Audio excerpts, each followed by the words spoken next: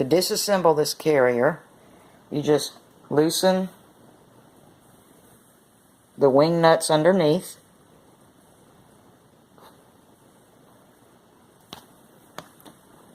Lefty loosey, righty tighty.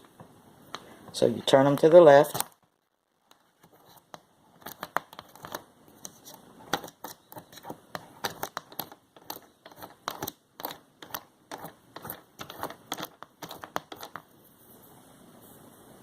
And you pull out the bolt. You might have to push it from the bottom a little bit. Pull it out. Do that with all 9. And then the lid just lifts off. The top lifts off from the bottom, and the front door will just come on out.